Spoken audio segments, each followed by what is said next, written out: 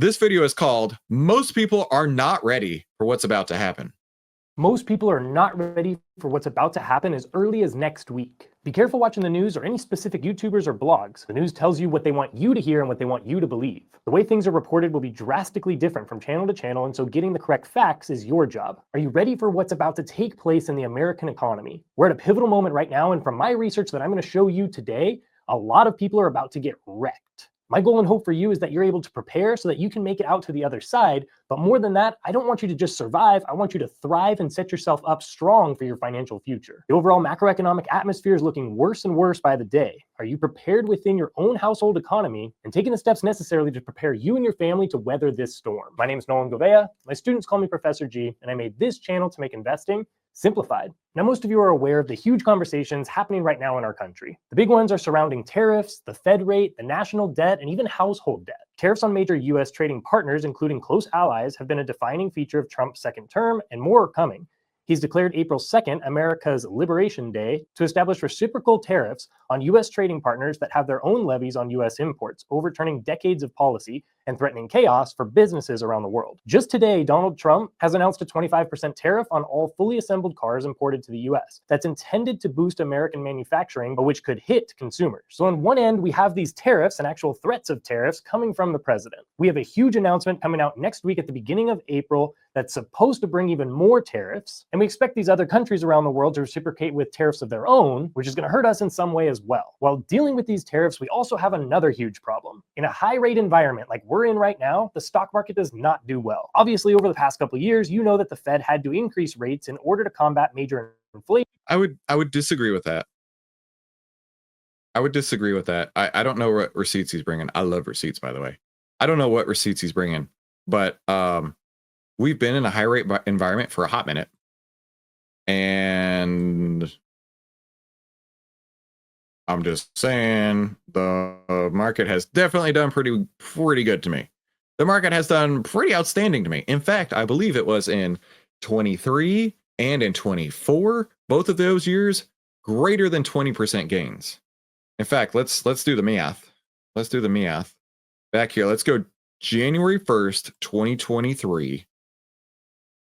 Ballpark. That's December 30th. I'll take it. Up to today, which isn't even the top. It's only up 46.9% in 2 years. Two years. We're seeing nearly a 50% gain. In fact, at the top, let's see how much that was. 62% gain. So you can't tell me that the market doesn't do well in a high rate environment. What that is. That looks like a market doing really well to me in a high rate environment. 62% gain in 2 years. The problem here is that people have gotten used to this. They have lost all risk control. Complacency is the name of the day. Buying the dip is what you got to do if you're going to be successful. And now those people are on the opposite end. And they're looking at this itty-bitty pullback here. This itty-bitty pullback, and they're like, oh my God! Let's all freak out. We done did messed up. But also, the market told you things were changing. The market told you this with the outlier trend template, right? The 10 crossed under the 20. Price crossed under the 50 a while ago. That happened a month ago, February 26th. And if you're trying to buy anything while the market is going down, I got bad news for you. You're working against the momentum motto. Because 40% of the stock that you're buying today, 40% of that is due to the market itself. 30% of that is due to the sector, how well the sector's doing. And then only the last third of this, only the last third of your favorite stock that you happen to buy because somebody told you on the internet, some random guy on the internet told you to buy it. Only 30% of that stock is only 30% of the move is due to the stock itself. So when the market and the sectors are pushing down, why in the wide world of sports do you actually think that your one stock is the one that will save the economy, if you want to think of it that way. This is the one stock that has to go up from here. It should go up from today on. So I agree. So far, I agree with most people are not ready for what's about to happen. But I disagree with saying that the market can't perform in a high rate environment, because we're going gangbusters last couple of years. Inflation caused during the COVID-19 pandemic and the massive inflow of money thrust into our economy as stimulus. Those increases in rates worked to do what they were supposed to do because they did stop the bleeding and bring down inflation from crazy high numbers to more manageable numbers. When the Fed rate is high, it makes it hard for people and businesses to buy things though. When people and businesses are buying less, this slows down the economy, which also then crashes the stock market. So if the Fed keeps rates high for too long, we have a very big problem. And last year was supposed to be the beginning of the end. Last year was supposed to be the time when they started bringing down rates, and we were going to do so periodically throughout all of this year. But so far this year, everything has stayed constant and the rates are remaining high. What we were supposed to see is decreased rates, which would increase the stock market, which should increase the economy overall. Like I said before, I don't just trust what one... By the way, if you're ever wondering what the expectation for the Fed's rates will be, I'd encourage you to go Google this tool. It's called the CME Fed Watch tool. Now, I've used this for years in the consulting that I would do, which I don't do anymore. I'm over that now. I am officially done with that. No more consulting for me, and I'm good for that. The expectation by the end of the year, so its current price is between $4.25 and $4.50. The expectation is a 99% move, down. I don't know how far down, but a 99% expectation that there will be a move down. Only a 1% chance that rates will stay where they are. This is a really, really cool tool, and it's free. So just Google CME Fed Watch tool, and that'll be super, super helpful for you, right? So when people talk about, hey, is the Fed going to cut rates or the Fed going to raise rates? You can go and you can price it out, and you can say, well, it actually looks like it's a 99% chance we are going to get rate cuts. Certain news site tells me, so I wanted to go and do the research to find the facts myself. I went to the Federal Reserve Center for Microeconomic Data to see the facts. What I found here was not great. Household debt hits $18.04 trillion, auto and credit card delinquency transition rates remain elevated. You can see here that the total debt is obviously growing and at a terribly fast pace. This chart right here is something that I've been watching for a hot minute. I think that this is a real problem. And looking at this, right, when did things really start to accelerate? I would say 2020. I would say this point right here. Now, of course, it never really condensed, but I would say right here is when things started to accelerate, which it says Q1 of 2020. Lo and behold, COVID, inflation, all that stuff, right? I mean, you could even look here. That's pretty consistent.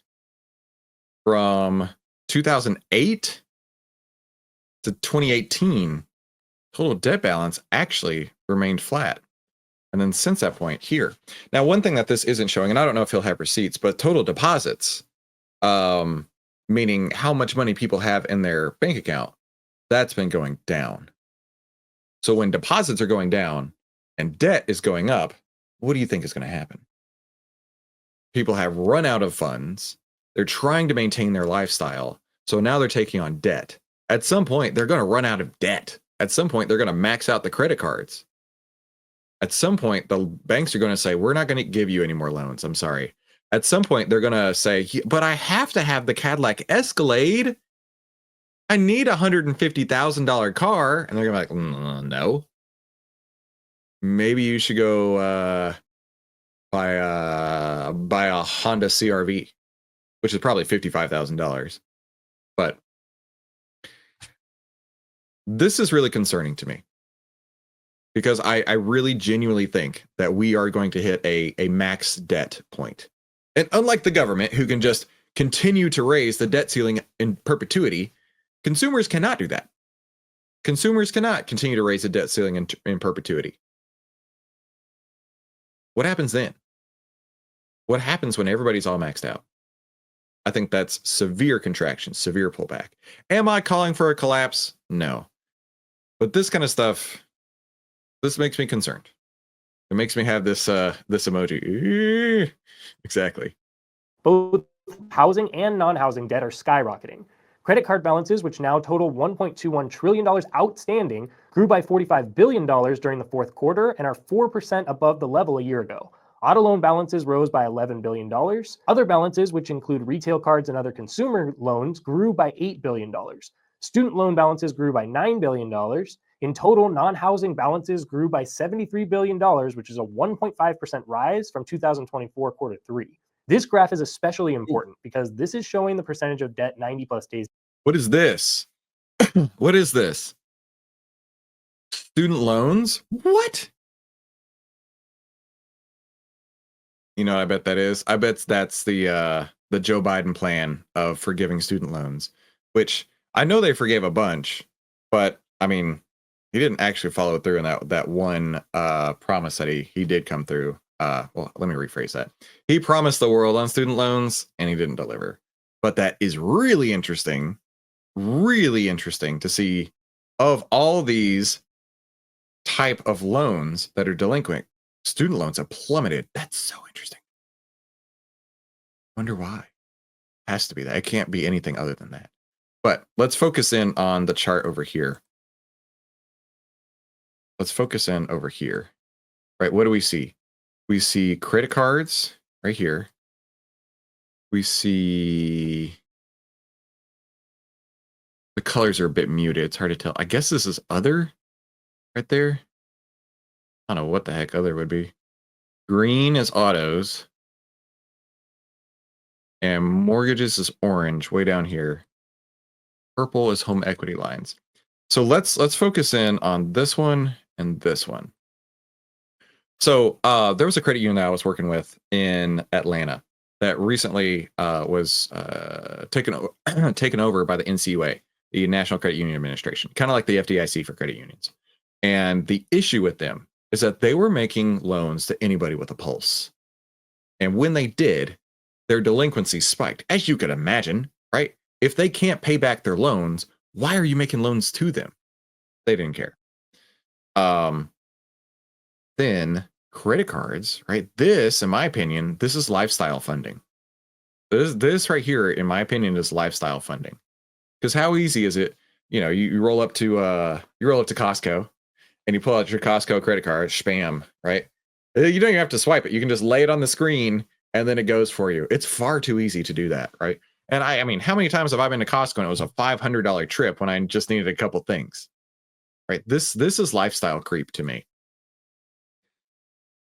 And that's concerning. And then here, this is also concerning because these loans that are becoming delinquent, these are the ones that were overloaned, if you want to consider it that, call it that, for the autos that were made from 2020 to 2022 when dealers were stealing from everybody. They were putting these insane markups on everything. And now those loans are becoming delinquent. And they're even higher value than they should have been because of the dealer markups. Yeah, there are some big cracks going on. Big cracks. All that to say, I don't know how tariffs help this situation. But my itty bitty baby brain cannot comprehend what they're doing. Is delinquent, meaning people can't pay them. 3.6% of outstanding debt was in some stage of delinquency, up from 3.5% in the third quarter. Transition into serious delinquency, defined as 90 or more days past due, edged up for auto loans, credit cards, and HELOC balances, but remained stable for mortgages. It's pretty obvious to me and to many others that we're hurting as a country. People can't pay off their credit card debts and other debts. Homes are way too expensive because people can't afford the interest rates. The average person right now has more in credit card debt than they do in savings. The average savings balance for people aged 64 and younger ranged from $5,400 to $8,700, according to data from the Federal Reserve. The problem that I'm seeing is that most people just keep saying, well, yeah, it's not great right now, but as soon as everything turns back around, we're going to be okay. And yes, that's kind of true, but the problem is that it's not just going to turn around, and it's not going to turn around very soon. The most logical answer right now would be for the Fed to see all of this data and to cut the rates. This would solve all those problems, but why did Fed Chair Jerome Powell come out last week and say, oh, an oversimplified thing. Everything would be better if we could just cut rates. I'll tell you, in that regard, I feel like we as now, my parents told me that they bought their house. This is the house they live in now, the house that I grew up in. They bought their house it was before I was born. I was born in 86. I think they said it was 83. I think they said they bought their house in 1983. And they paid 13% interest rate. 13%. Oh, could you imagine paying 13% on an interest rate for your house? Bro, if you think 6.5, 7% mortgages are high, could you imagine it being double? Now, I'm sure a few of you are old enough to remember that. I'm sure a few of you are old enough to remember that, but I don't. And people who are in the market to buy homes, they don't remember that either. And so we really grew an economy in the last 2.5 decades of these ultra low rates. So now for them to be as high as they are is very detrimental. When the house has gone up double, when the interest rates have gone up double and maybe even triple over the last 5 years or so, of course, if you didn't already buy a home, you're probably never going to be able to buy a home. It's a crazy thought. Hey, actually, no, we're going to keep the rates exactly as they are. We do see the data. We see that things are not great, but we're waiting for them to get worse in order to do anything about it. And he basically pointed to the fact that he wanted to watch and see all the policies that were going to happen from the president. Uncertainty around the economic outlook has increased, the Fed said in a statement released after its 2-day meeting. Basically, the Federal Reserve sees tariffs raising inflation this year and keeps key rate unchanged. The Fed also now expects the economy to grow more slowly this year and next than it did 3 months ago, according to a set of quarterly economic projections also released Wednesday. It also expects the unemployment rate to tick higher to 4.4%. Policymakers also expect inflation will pick up slightly by the end of this year to 2.7% from its current level of 2.5%. Both are above the central bank's 2% target. There is the big issue. The Fed is in between a rock and a hard place. If inflation does continue to rise or even stays at the elevated level that it's at now, the Fed is basically going to keep the rate the same or even increase the rate. On the other hand, slower growth and higher unemployment usually makes the Fed need to bring down the rate. So on one hand, we see data saying that we definitely need to bring down the rate. On the other hand, we see this idea of tariffs might be bringing up inflation. And if that happens, what do? For you as investors, you need to understand that what we want is those rates to come down.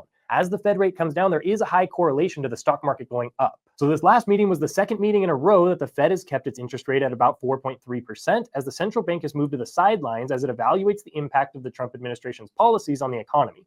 Economists forecast that tariffs will likely push up inflation, at least temporarily. But other policies, such as deregulation, could lower costs and cool inflation. The reason why I started this video saying that most people are not prepared for what's about to happen is because everything I've researched shows that we're not even close to being done with this pain. The Fed wants the rate to be closer to or even at 2% before they even think about making any drastic changes. Trump is announcing more tariffs by the day and has a huge announcement in store next week with even more tariffs that should bring up or increase inflation, which is also going to increase. Oh, snap. He said the most dangerous word in finance. He said should. Even more tariffs that should bring up or increase inflation, which is also going to increase prices for us as consumers. So if these tariffs are such a negative thing and they're obviously bad, why is Trump continuing to do this and what is his plan with this? Well, hold on, there has to be some positive aspect to this. Tariffs are taxes charged on goods imported from other countries. Trump argues the taxes will encourage US customers to buy more American-made goods, boosting the country's economy and increasing the amount of tax raised. Trump wants to reduce the gap between the value of goods the US imports and those it exports to other countries. For example, the US had a trade deficit of $213 billion with the European Union in 2024. The US president also said tariffs were intended to force China, Mexico, and Canada to do more to stop migrants and drugs reaching the United States. Here's the big issue and why you need to be prepared. Like I said, tariffs are taxes charged on goods imported from other countries. Those announced so far target products including cars, aluminum and steel, and goods from Canada, Mexico, and China. Typically, tariffs are a percentage of a product's value. For example, a 25% tariff on a $10 product would mean an additional $2.50 charge. Companies that bring the foreign goods into the country have to pay the tax to the government. Firms may choose to pass on some or all of the cost to customers. And there it is. What business is going to see a bigger charge or a bigger cost to doing business and just say, okay, cool, I'm just going to eat that charge? No, well, he's 1000% right. Yeah, and this is where my itty bitty baby brain kind of breaks because I don't understand how. I don't comprehend how that this is good for the economy. Now, I have seen many headlines about more manufacturing brought to the U.S. in the last week, 2 weeks because of these tariff threats. But I still don't see larger picture how this benefits me, how this benefits you, just on our day to day.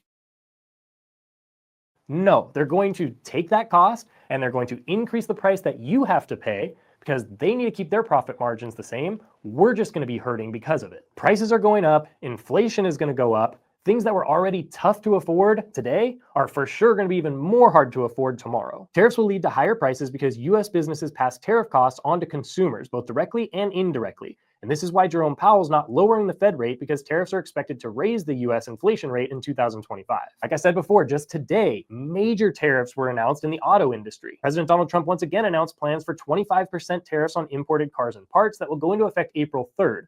A move that will raise the cost of producing all cars sold in the United States, both imports and those built in American factories, by thousands of dollars each. The truth is, tariff results in higher prices and fewer goods available for sale in the United States. The higher and more widespread the tariffs, the bigger the reduction in goods and the larger the price increases. This sounds like a lot of doom and gloom, I know, but what I wanted to do is do my part. I feel responsible for those of you that follow me and that trust my research, and I wanted to give you the raw truth with no bias to give you both sides of the coin. No matter your politics, you just need to understand that there will be more blood in the streets. There's going to be more bad before it turns good. And let me just say right now that I do believe that we will come out of this and be totally okay. I do believe that the stock market will come back at some point.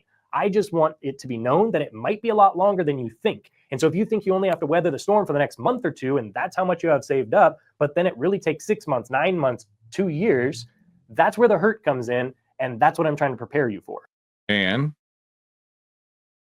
that's why being market aware, that's why putting the outlier trend template to work will save you so much money. Like just making money. So thanks to your signals, not only have I avoided the losses, but also gained hugely in EU stocks, which I put the money in instead. Let's see. Hang on. I know that there was a couple people who said, yeah, Brian, good to see you, Brian. Fooled me twice. Tried to buy the dip, and I'm now down another 4%. I'll listen to your rational lessons from now on. Right. Here's the deal. If you are watching this, man, do me a favor and share this to as many people as you can. If you're watching this, add 3 moving averages to your chart today. The 10, the 20, the 50 exponential moving averages. And then if they're pointing down, don't buy stocks. If they're pointing up, that might be a time to buy stocks. You need to decide that risk for yourself. But if they're pointing down, and this applies to every stock out there, from AMD to Celsius to Coca-Cola, right? If they're pointing down, that's not the time to be buying the stock. If they're pointing up, that's a lot easier. Like I say, if you are getting value from this, the way that you can pay me back just by telling more people to watch this channel. You need to temper your expectations and understand that the amount of average debt per person is growing per day. When debt gets too high, people stop spending. And when people stop spending, companies stop making profits. And when profits are low, the stock market drops and we hit a recession, and it's very, very ugly. During that time, mass layoffs will occur because companies are going to need to keep their company safe. And when that happens, it's even tougher to find a job. And so this is just so important. You need to prepare now. You need to do a couple of very, very important things. And number one, you need to eliminate debt. That means that you need to work some overtime. You need to work a second job. You need to get a side hustle. You need to do whatever you need to do and eliminate that debt right now. That needs to be the first thing that you think about. Once that's done, I hope you increase your savings rate. I would hope that in tough times, most people would have between 6 months and a year or more of living expenses in a high yield savings account. I'd hate for you to lose your job, but at least with that type of money, you have safety for you and your family. There's a few of you out there that have already done these first 2 steps, and congratulations, because you are in the vast minority. This is a huge accomplishment. Now, in order to set yourself up with one of the best investment decisions of your life, you need to keep investing in great ETFs or mutual funds with low fees, the ones that I talk about here on this channel. Be very careful and skeptical of individual stocks, even ones that you like, because as of right now, we've seen a lot of great companies have dropped by like 30, 40, 50%. We don't know how long it's going to take for those individual companies to come back up. Dude, exactly. But about a week ago, Professor G, in fact, I'll bring some receipts for my Professor G friend. About a week ago, we covered one of his videos, and he talked about like the stocks 5 stocks I'm buying nonstop, right? And it was, it was big names that you would expect, like Google, and I don't remember what the others were. But he was all about buy the dip, buy the dip, buy the dip. And now he's on the other side saying, maybe that wasn't the best, right? Maybe he had a little egg on his face. I don't know. Maybe that's why he wanted to come out with this video here. But it's much safer that you like, because as of right now, we've seen a lot of great companies have dropped by like 30, 40, 50%. Which is my mantra of all stocks are bad. All stocks are bad. But every once in a while, they act right. Every once in a while, they act right. Meaning, and what that means is you could take Google, you could take Palantir, you could take AMD, you could take SoFi. Every one of them is risk. Every one of them is risk. But every once in a while, they act right. Your job is to not let the risk overwhelm all the times they are acting right. All stocks are bad, but every once in a while, they act right. We don't know how long it's going to take for those individual companies to come back up. It's much safer or less risky to... Mari, this is a great question. We'll end this video here, and we're going to have a discussion on this. So I was talking to my dad the other day. He wants me to invest some of his money. He might even be watching now. What's up, Dad? And he was like, well, I want dividend paying stocks. And so I said to him, dividend paying stocks are different than an asset as if it were your home, right? If you are renting out, if you have a rent house and you are collecting dividends each month in the form of rent payment, and then the house in general is going up in value, then that is a much better investment because you're collecting the dividends and you don't necessarily have such systemic market risk. But that's not the same with stocks, right? Because stocks stocks can fluctuate like crazy. Can you find something that's more reliable long-term? Like maybe the market index, maybe the SPY, maybe Qs? Absolutely. But you're putting your money at risk in the market. And if it is paying you a dividend, that can offset some of that. But let's say your stock is down 10%. Let's say your stock is down 20%. How many years of dividends is it going to take to make that up? So and this is just my opinion, I look at a dividend investing stock very differently than most people because I don't care how much the dividend pays. I want the asset value to increase. If the asset value increases, that's more than enough. That should be well more than enough because I don't want to keep, like I just said a moment ago, all stocks are bad. So by holding a stock longer than the move is happening, right? Imagine SoFi was a dividend paying stock and then it had this giant move up. That's what you want to see in a stock, and a dividend's a bonus. But if it's moved down like this and you're still holding it, and I'm not saying you are, Mari, but I'm saying that if it's moved down like this and you're holding it because of the dividends, you're down 21% from this here. You're down how much from the high? Down 35% from its highs right here. How many years is it going to take for those dividends to make up for that 35% loss? And that's why I say all stocks are bad, even dividend paying ETFs. Even dividend paying stocks. I hope that makes sense. Yo, Chris's dad. Houses, they also have expenses. Well said. Dude, where do you think you're going, Architect Ray Ray? I appreciate that though. Good to see you. All right, let's move on from this video here. Let me introduce myself real quick because I actually have some stuff I want to get to today. Welcome to the Outlier Trading Room. My name is Christopher Ewell. I've twice been awarded top 100 people in finance. I was mentored by 5 of the market wizards, the best traders of all time. I've been successfully trading since 2009, and this is where outliers like us save time, make money, and start winning with less risk together as a team. So go ahead and subscribe if you haven't already. And let's do today's member highlight, which you know what happens on Fridays. It is our weekly winner circle. Now, Fridays are my very favorite day to do weekly winner circle because we get to hear from you. How have you been using Outlier? How have you been working around the market? And the way that we do this is all you got to do is go into the share your big wins section of the Discord. And then tell us how you're using Outlier this week, right? How has it helped you save money? How has it helped you make money? How has it helped you make winning trades and maybe avoid some losing trades? Rick, I know he's watching live. Well, I'm having a good week so far. Out of 10 trades, 8 of them are in the green, and the ones in the red are only down slightly. Waiting to see if they'll pan out or if they need closing for a small loss. Feel like I'm starting to get the hang of keeping your losses small and let your winners ride. I know I wouldn't have gotten to this point without Chris and Outlier. Outstanding. Jeff says, well, this is my first week with Outlier, and so far 3 for 3. Outstanding. Dave's a long timer. 16 trades today. Oh my gosh. All winners except one. Dave is a hoss over there. Joey says, I've been trading for over 30 years. I've learned so much more since joining Outlier. Previously, I would buy stocks with good fundamentals and stand by them for better or worse. Now I buy stocks that are going up and sell them if they start losing money. It sounds obvious, but it's been a huge shift in my mindset. Dude, Joey, I'm so happy for you on that, my dude. So yeah, we've got a ton of people sharing all of their great wins, their great loss avoidance over the last couple weeks. Danish dude says this was 100% a trade based on the Outlier data. I bought IHS. I don't know anything about this company. A buy signal came on Outlier, held it for 8 days, saw the greed was getting above 98. And that was my exit. So I placed a pre-market sell order and got 16% gains for the Danish dude.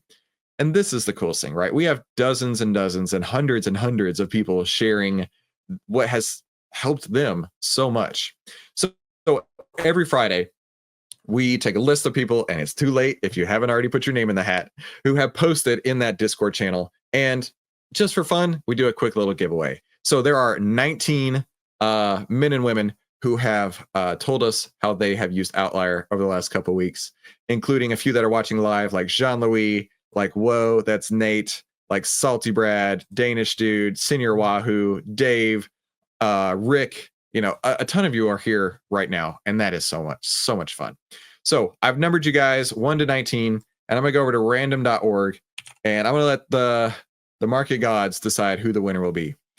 The winner is number 18. So that means Laurent UK. I hope you're watching live. You just won yourself a $10 Amazon gift card from Outlier, right? It's not much, but it's the spirit that counts. And we love the fact that we can hear from you directly how you're using Outlier and pay you back a little bit too. I think this is a ton of fun. So let's all say congrats to Laurent. Congrats to Laurent. By the way, I changed my Discord text size to be readable, so this is a lot more fun now. I know it was like itsy bitsy before. Congrats to Laurent for being BIBEING, this week's winner. And then April will send you that gift card on Monday. So congrats to Laurent. But while we're here, let's answer a couple of your questions. Questions from you in the member highlight. So this one I took from the, how do I get over to it? From the general channel. It was from Albertone.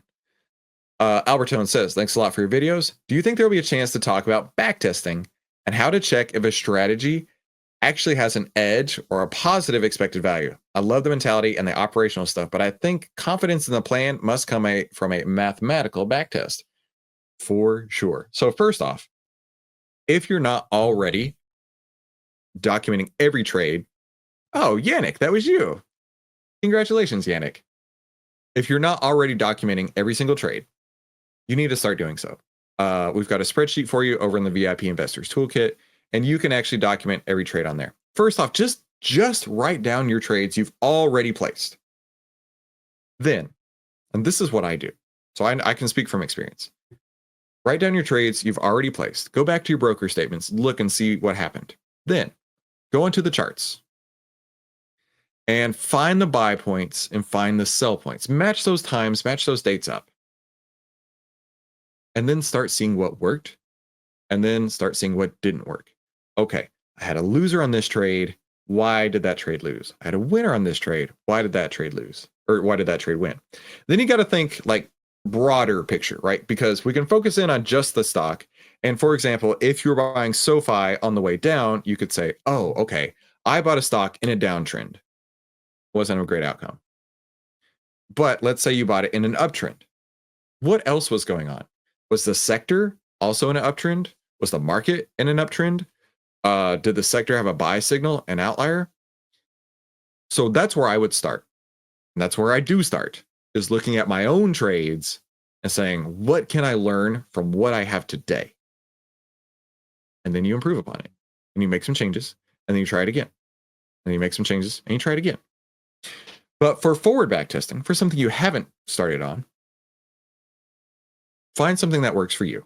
Like, for example, the red light, green light situation, right? Pick 20 of your favorite stocks. You know, you do need a large sample size. So pick 20 of your favorite stocks, go back a year on each one of them, and then mark on the charts. Say, okay, this would be a buy signal, and this would be a sell signal, something like that. And then just repeat, take notes, take a spreadsheet, and then just do a simple average, right? Oh, if I do this thing, then I get a better result. Now, you can also go into OVTLYR, and you can go up to the performance summary. And this does an instant back test on our signals.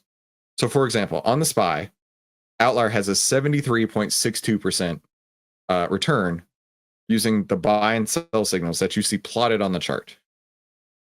But you can even take that a step further and look at capital efficiency. What is capital efficiency? This means how much more do you earn with the buy and sell signals from OVTLYR than you would just by buying and holding. So I have a little spreadsheet. Let me find that real quick.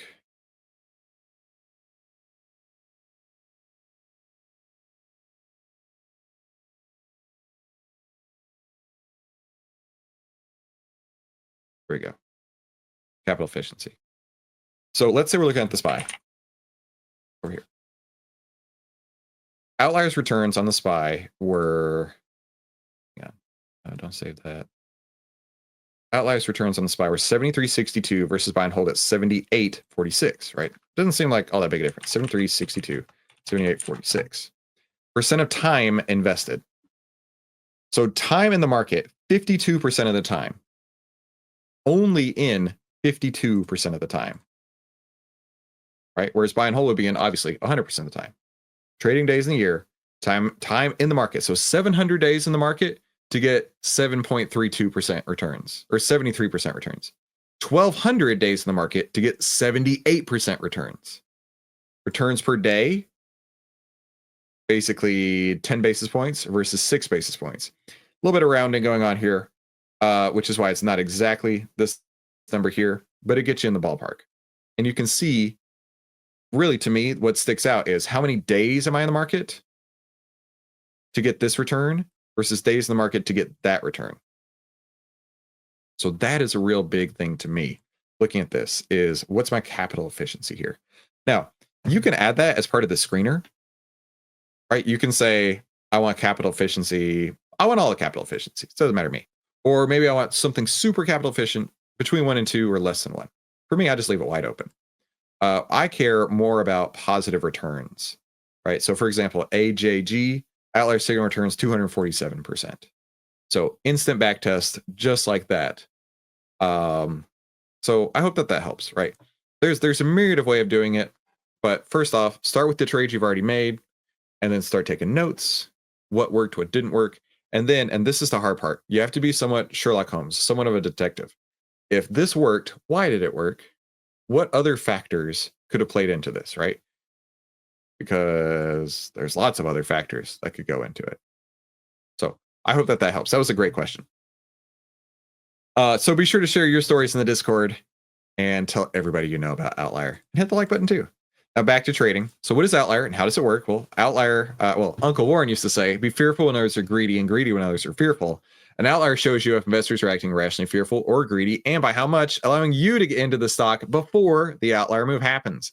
Now, if you're ready to save time, make money, and start with less risk, head on over to OVTLYR.com, pick up the annual pass for just 82 cents a day. And if you've already got a monthly pass, you can actually upgrade with one click and save 64%. So it's a huge deal. So my style of trading using OVTLYR is called the golden ticket trading strategy, and it's where only price pays. And also keeps you out of the market when shit's going sideways. So I want to see the 10 under the 20, price under the 50 if I'm bearish. And let's close a couple tabs. Let's go to the market here. The SPY, holy moly, down 2.16% today. 10 under the 20, price under the 50. That looks pretty rough to me. Next, market breadth. What does market breadth look like? So this is clearly bearish. Let's go to the next step here, which is market breadth. I think I already had that pulled up. Market breadth. I'm going to use the 10 EMA. So the green line here shows us the number of buy signals that we have. And it's been going up, but it seems like it might have flatlined here. Then we layer on the moving average of how many buy signals we have. And we see we had a bullish cross on March 14th, but we might even have a bearish cross here in a minute. So moving on, we have market trend is bearish. Market breadth is bullish. And then the SPY signal, SPY got a buy signal today. What in the wide world of sports is the SPY doing getting a buy signal today? Let's take a look at it. Thanks for actually, I was hoping to avoid some magical Sherlock Holmes work. Yeah, unfortunately, backtesting, I mean, here's the deal. What's it worth to you? What's it worth to you? Financial freedom for the rest of your life? For a couple hours of work? I love backtesting. I love doing the analysis. But for me, that's how I would do it. Rick, exactly. A buy signal like this in the middle of a downtrend means take off your shorts. Not literally take off your shorts, which I also bought from Costco. But if you were in the SPY in this downtrend and it reached this point today where the buy signal came, that would be a signal to take off your shorts, right? Close your shorts. So this is not a buy to go long to me. If it's inside of a downtrend and you get a buy signal, that is a close your shorts signal to me. So I don't know. Could this be a short-term bottom after today? Maybe. We got a couple things working for it too. We have 2 double stacked order blocks right here. Now this caught a lot of people flat-footed this week, in my opinion. But just looking at it objectively, the trend is down, breadth is up, buy signals came through, order blocks below it. There's some legs here. There's some legs here. However, for me, that locks me out of the master key. But that shouldn't stop you. So no trade set up for me today, but of course, tell me what you're trading in the chat, just like Luca Tubo did already. He was on top of it. Let's go take a look at, wait, we looked at Gilead yesterday, but we'll look at it again today just for you. Gilead Life Sciences, or Gilead Sciences. Be sure you put your name of the stock, as well as if you're looking at it from long or short. So Gilead, he's looking at it long. First, of course, remember the market momentum motto, the 3M, market momentum. Oh, you know what? I think I like that. Market momentum motto. Market momentum motto.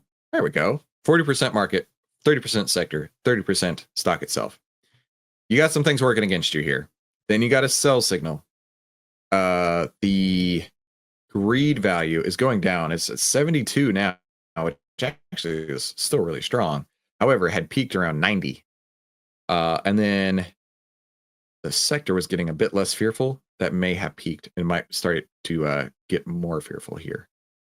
Next, let's look at the chart. Bounce right off the 50. That's a beautiful bounce right there. 1020 over 50. It's a bullish trend. You got a lot of divergent signals on that. Because I like to see a lot of confluence here rather than divergence, this is one I would skip. But here's the thing. Keep your risk in check. This could be a great trade. Absolutely could. But just know where you're going to get out. Know where you're going to get out. Yannick, our big winner of the day, wants to look at the CAG long. CAG. Shorts are off. Okay. Yannick wants to look at CAG long. So first, we got a sell signal. In fact, let me zoom out just a smidge. It'll be a little easier to see.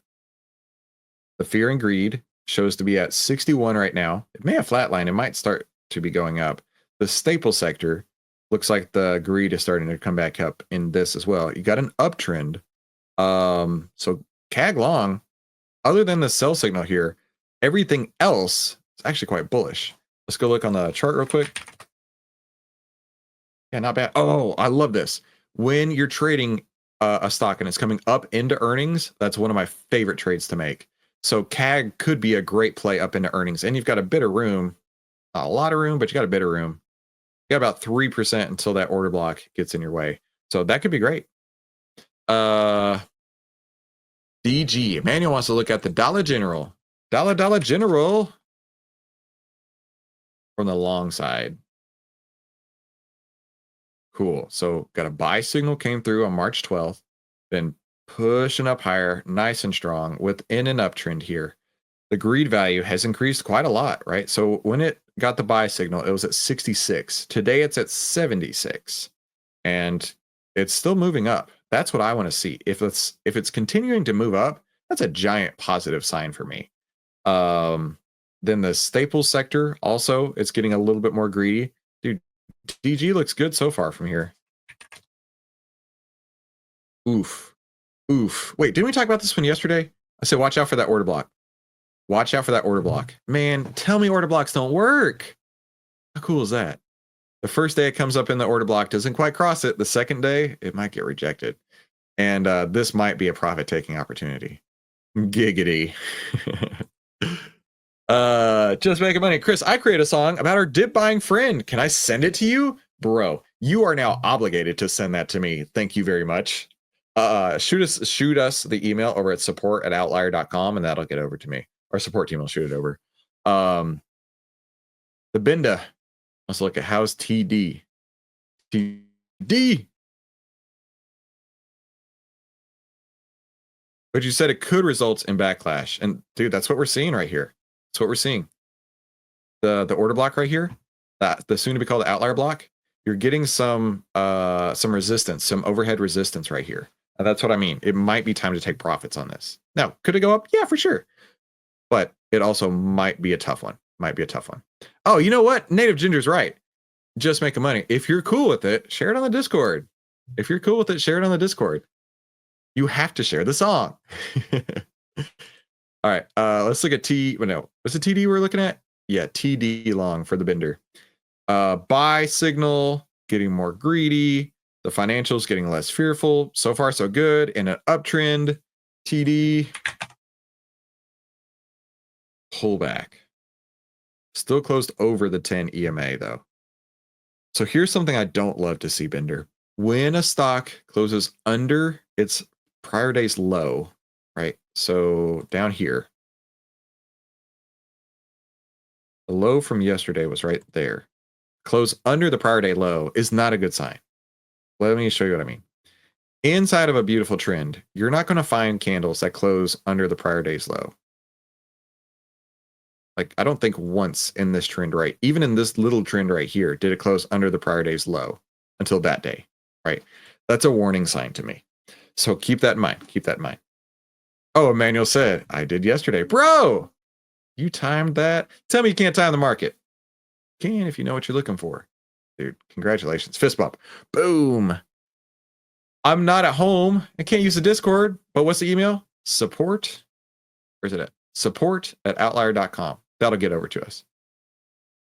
Awesome. And speaking of support@outlier.com, if you are an influencer of any size and any niche, we want to work with you. We are building up a influencer list, and we're going to make a big deal about this. We want to work with you, right? We have an opportunity where we want to pay you some money. And if that's okay with you, shoot us an email over at support@outlier.com. And of course, don't come back tomorrow. Come back on Monday, where outliers like us will save time, make money, and start winning with less risk together as a team. Now, YouTube is going to pop up a couple recommended videos. I recommend you click one of them, and I recommend you have a fantastic day. We'll talk soon.